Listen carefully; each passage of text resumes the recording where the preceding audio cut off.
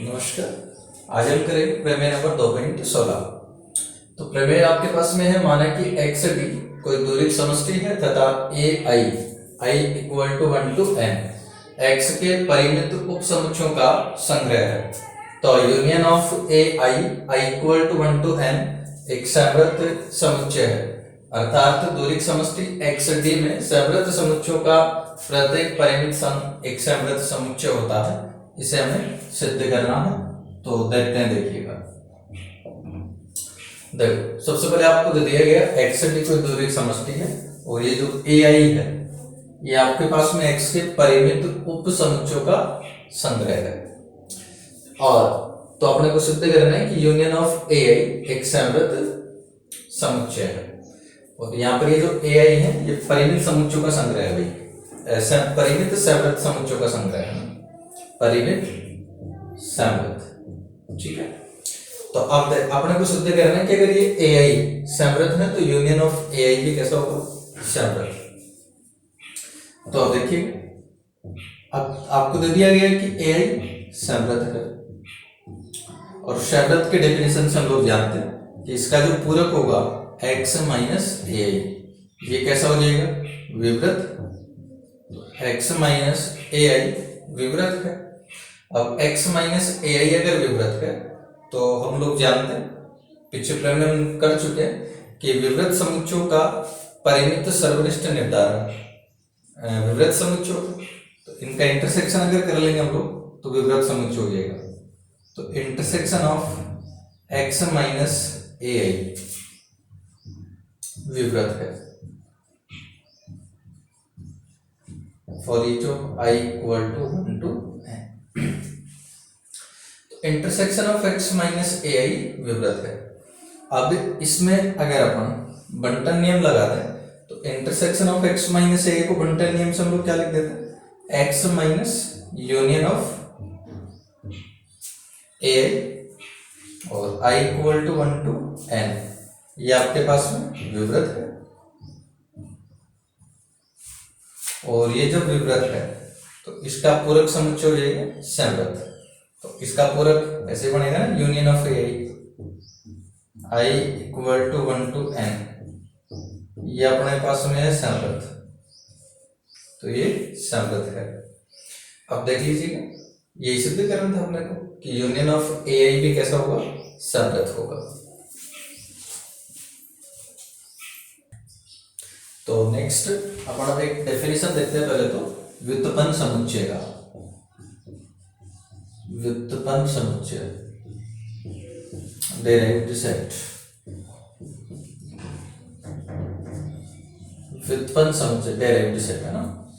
देखते देखिए व्युत्पन्न समुच्चय क्या होता है। माना कि एक्स डी कोई भी धुरी समष्टि है तथा ए उसका कोई उप समुच्चय है, तब ए के सभी सीमा बिंदुओं का जो समुच्चय होता है उसी को हम लोग व्युत्पन्न समुच्चय कहते हैं। और व्युत्पन्न समुच्चय को हम रिप्रेजेंट करते हैं डी ए के द्वारा। ठीक है, तो लिख लेना डेफिनेशन को कि माना एक्स डी कोई धुरी समष्टि है तथा ए एक्स का कोई उपसमुच्चय है, तब ए के सभी सीमा बिंदुओं के समुच्चय को व्युत्पन्न समुच्चय कहते हैं तथा इसे डी ए द्वारा प्रदर्शित करते हैं। और फिर इसके बाद में हम लोग प्रमेय नंबर 2.17 को करते हैं। तो देखिएगा, प्रमेय का स्टेटमेंट अपने पास में है कि दूरी समष्टि x का कोई उपसमुच्चय a संवृत होता है यदि और केवल यदि dA is subset of A, अर्थात यदि और केवल यदि A में इसके सभी सीमा बिंदु A में आविष्ट हैं। करते हैं, देखिएगा। तो यदि और केवल यदि है तो पहली कंडीशन देखते हैं हम लोग। तो पहली कंडीशन में क्या करते हैं हम लोग, पहले स्टेटमेंट को सत्य मान लेते हैं। अब यहाँ पहला स्टेटमेंट क्या है कि जो x का उपसमुच्चय a है वो कैसा है, संवृत है। तो मान लिया कि a संवृत है, तो माना a संवृत है। अब a अगर संवृत है तो हमें सिद्ध करना है कि dA सबसेट है a का, यानी a के सभी सीमा बिंदु a में ही विद्यमान है, ऐसा हम सिद्ध करेंगे। तो देखो a संवृत है, ये अपने को दे दिया गया है। अब a संवृत है, इसका मतलब a डैश विवृत होगा, डेफिनेशन से जानते हो, है ना। तो ए संवृत है, इसका मतलब ए डैश विवृत है, इसलिए ए डैश हो जाएगा विवृत। तो अपने को सिद्ध करना है कि ए के सभी सीमा बिंदु ए में विद्यमान है। तो सबसे पहले हम ए का कोई भी एक सीमा बिंदु ले लेते हैं। तो मान लिया कि सपोज एक्स ए का सीमा बिंदु है, माना एक्स ए का सीमा बिंदु है। अब आपने x को a का सीमा बिंदु ले लिया, तो ये x अगर a का एलिमेंट भी बन जाए तो आपके पास a के सीमा बिंदु a में विद्यमान हो जाएंगे। तो हमें सिद्ध करना है कि x a का एलिमेंट है। तो देखिए इसको विरोधाभास से कर लेते हैं। यदि संभव है तो माना कि x a का एलिमेंट नहीं है, यदि संभव है तो माना कि x does not belongs to A। तो देखो पूरक समुच्चय के डेफिनेशन से हम लोग जानते हैं कि x जब एक एलिमेंट नहीं है तो x एलिमेंट होगा A डैश का, और A डैश आपको पता है कैसा है, विवृत है। A डैश विवृत है, इसलिए विवृत के डेफिनेशन से आप लोग जानते हैं क्या होगा कि x पर केंद्रित कोई भी गोलक बनाएंगे आप लोग S x R, तो there exists R greater than 0 such that S x R ये सबसेट होगा A डैश का, गोलक A डैश का सबसेट है। इसका मतलब क्या हुआ कि इस गोलक के अंदर सारे एलिमेंट किसके हैं, A डैश के। अब सारे एलिमेंट अगर A डैश के हैं, इसका मतलब क्या हुआ कि इसमें A का कोई भी एलिमेंट विद्यमान नहीं है, इसलिए S एक्स आर में ए का कोई भी अवयव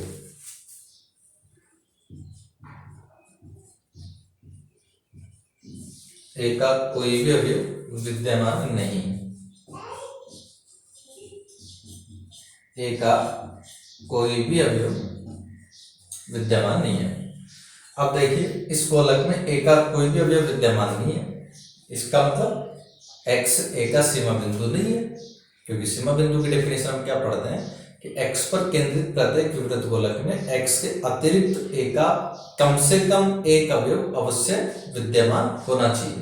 तो यहाँ पर तो एक भी नहीं है, एक भी नहीं है, इसका मतलब x a का सीमा बिंदु नहीं है। जबकि अपने को पता है हम x को सीमा बिंदु तो लिया था एक, तो ये विरोधाभास आ गया सीमा बिंदु होने का, जो कि x के सीमा बिंदु होने का विरोधाभास है,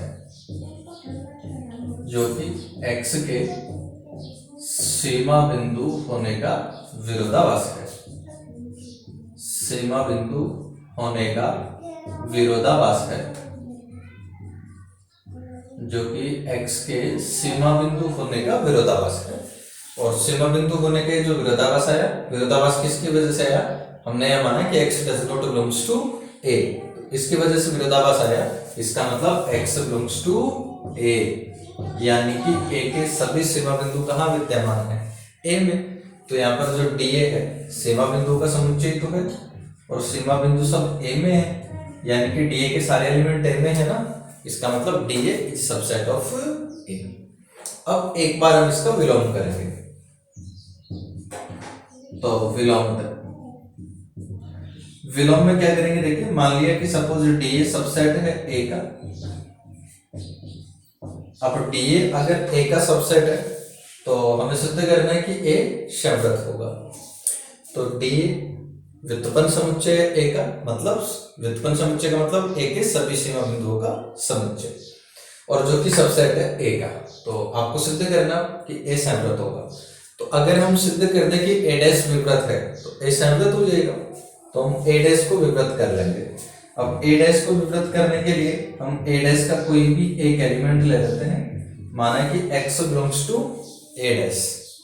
अब x अगर A डैश का एलिमेंट है, इसका मतलब हम जानते हैं कि x A का एलिमेंट नहीं, और x अगर A का एलिमेंट नहीं है तो x DA का एलिमेंट भी नहीं होगा, क्योंकि DA तो सबसेट है A का, DA के सारे एलिमेंट A में है ना। तो अगर x अगर A का एलिमेंट नहीं है तो फिर वो DA का भी नहीं होगा। इसका मतलब हुआ कि x does not belongs to DA। अब x डी ए का एलिमेंट नहीं है, इसका मतलब क्या हुआ कि x ए का सीमा बिंदु नहीं है, क्योंकि डी ए क्या है, ए के सभी सीमा बिंदुओं का समुच्चय। तो x डी ए का एलिमेंट नहीं है, इसका मतलब ये हुआ कि x ए का सीमा बिंदु नहीं है, x ए का सीमा बिंदु नहीं है। अब x ए का सीमा बिंदु नहीं है, इसका मतलब क्या होगा भाई कि इसका डेफिनेशन लिखूंगा अगर, तो x पर केंद्रित अगर कोई भी गोलक ले अपन, there exists r greater than 0 such that S x are. अब देखिएगा सीमा बिंदु नहीं है, होने का मतलब क्या होता है कि गोलक में इस x के अलावा एक का कम से कम एक अवयव अवश्य विद्यमान होगा। तो नहीं है, इसका मतलब क्या होगा कि एस एक्स आर में ए का एक भी अवयव विद्यमान नहीं है, ए का एक भी अवयव विद्यमान नहीं है।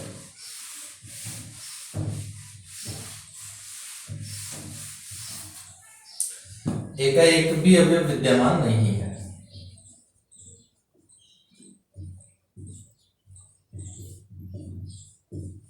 ठीक है ना, एस एक्स आर में ए का एक भी अवयव विद्यमान नहीं है। अब ए का एक भी अवयव नहीं है, इसका मतलब सारे एलिमेंट किसके हैं फिर इस गोलक में, ए डैश के। तो इसलिए there are greater than 0 such that S x are. अब सारे एलिमेंट ए डैश के हैं, इसका मतलब S x r subset of A dash. तो आप देख सकते हैं गोलक सबसेट हो गया ए डैश का, और गोलक ए डैश का सबसेट है, इसका मतलब हम लोग क्या कहेंगे कि ए डैश विवृत है।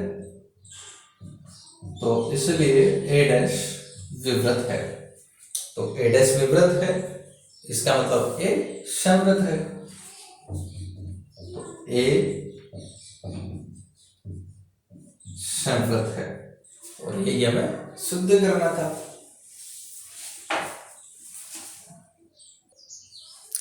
तो नेक्स्ट एग्जाम्पल है 2 एक साथ। एक उदाहरण देकर सिद्ध कीजिए कि एक दूरिक समष्टि में यह आवश्यक नहीं है कि समवृत्त समुच्चयों के अनंत संग्रह का संघ समवृत्त हो।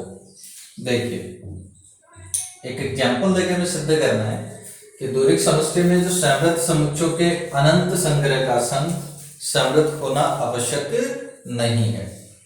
तो देखिएगा सबसे पहले तो हम एक साधारण दूरी ले लेते हैं आर डी। तो माना आर डी एक साधारण दूरी है, माना आर डी एक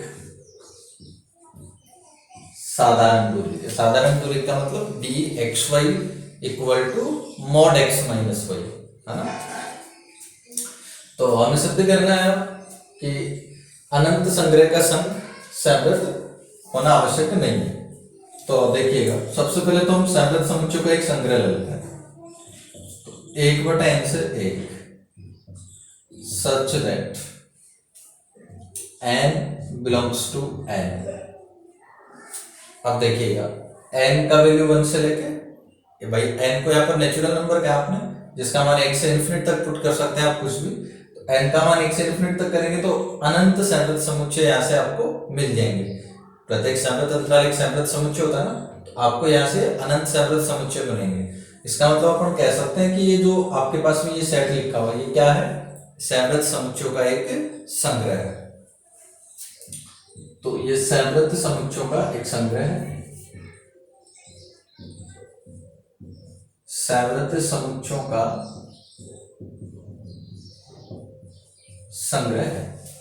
अब अगर इनका यूनियन कर लिया जाए तो देखते हैं क्या बनेगा। तो यूनियन ऑफ 1/n से 1 such that n belongs to n equal to, अब इसका यूनियन कर लीजिएगा। देखो यूनियन का मतलब क्या होगा भाई, n का वैल्यू सबसे पहले अगर 1 करते हैं अपन, n का वैल्यू जैसे 1 करेंगे तो इसका जो अंतराल होगा क्या बनेगा, n का वैल्यू 1 करते ही 1 और 1 से 1, यानी केवल एक ही बिंदु इसके अंदर आएगा 1। यूनियन जब n का मान 2 कर देंगे तो ये अंतराल बन जाएगा 1/2 से 1 तक। यूनियन एन का मान जब अपन 3 कर लेंगे तो अंतराल हो जाएगा 1/3 से 1, 1/3 से 1। और इस प्रकार से इसका यूनियन आप लोग करते रहेंगे। तो अब इसको देखते हैं टोटल क्या बनेगा। एन का वैल्यू कहां तक करना पड़ेगा, इन्फिनिट तक करना। अब जैसे इन्फिनिट कर देंगे तो देखो इसमें सबसे मिनिमम वैल्यू क्या होगा और मैक्सिमम वैल्यू क्या होगा, इसको देखना ध्यान से। भाई आप देख रहे हैं इसमें तो केवल एक एलिमेंट था 1, फिर 1/2 से 1 आ गया, 1/3 से 1 आ गया, और जैसे एन को इन्फिनिट करेंगे आप लोग यहाँ तो 1/∞ हो जाएगा 0, तो ये हो जाएगा 0। अब मैंने यहाँ छोटा ब्रैकेट लगाया है। छोटा क्यों लगाया, क्योंकि इन्फिनिट कोई वास्तविक संख्या नहीं है। इसका मतलब वास्तविक संख्या नहीं है, इसलिए हमने यहाँ पर क्या लगा दिया, छोटा ब्रैकेट, क्योंकि हमें 0 कभी नहीं मिलेगा। और फिर ये 1, तो ये लीजिएगा 1। इनका सबका अगर यूनियन किया जाए तो देखना क्या बनेगा भाई, जैसे ये संख्या रेखा है, ये 0 है, ये 1 है। पहला पॉइंट तो 1 आ गया यहाँ पर, ये लीजिएगा। फिर 1/2 से 1 तक आएगा, ये सपोज 1/2 है और यहाँ से 1। फिर अगला 1/3 से 1, फिर 1/4 से 1, फिर 1/5 से 1, फिर 1/6 से 1। छोटा होता जा रहा है ना धीरे धीरे। तो सबसे बड़ा अंतराल जो है वो तो ये रहेगा ना, 0 से लेकर के 1 तक का। तो यूनियन जैसे करेंगे आप लोग तो सीधा सा या ऐसा देख लीजिएगा, मिनिमम वैल्यू देख लो और मैक्सिमम वैल्यू देख लो। तो इन पॉइंट्स में 1/2 1/3 सबसे छोटा पॉइंट कौन सा है, 0, और इधर तो सबका 1 ही है। 0 कभी आपको प्राप्त नहीं होगा, इसलिए इसके साथ में मैंने छोटा ब्रैकेट लगाया। अब देखो ये जो अंतराल है अर्ध संवृत अंतराल है, और जो अर्ध संवृत अंतराल होता है वो ना तो संवृत समुच्चय होता है और ना ही विवृत समुच्चय होता है, जो कि संवृत नहीं है।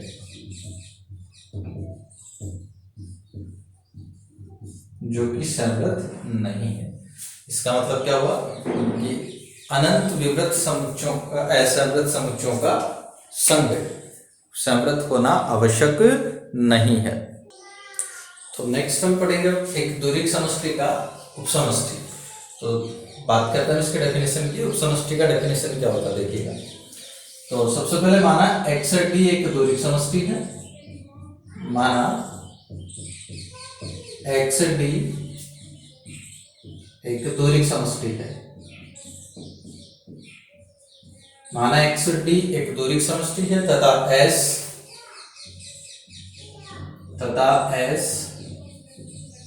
x का उपसमुच्चय है। S x का उपसमुच्चय है, ठीक है ना। XD एक द्विरीय समष्टि है तथा S x का उपसमुच्चय है तथा D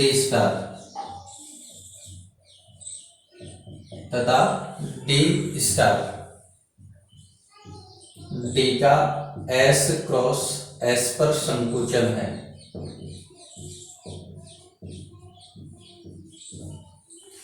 तथा D का S क्रॉस S पर संकुचन है। संकुचन का मतलब क्या होता है देखिए, अर्थात D*xy बराबर होगा dxy के, जहां xy belongs to S।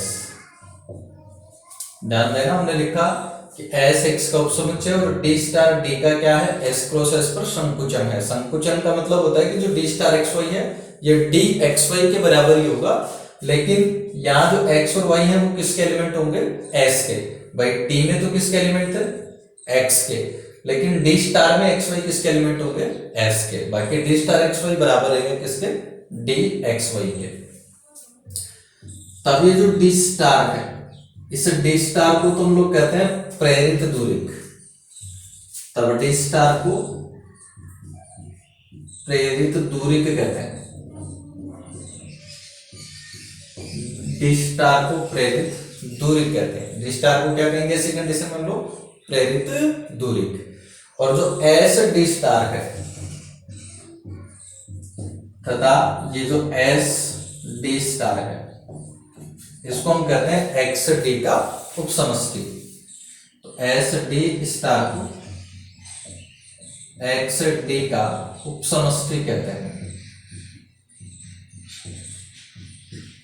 S D star को एक्स डी का उपसमष्टि कहते हैं।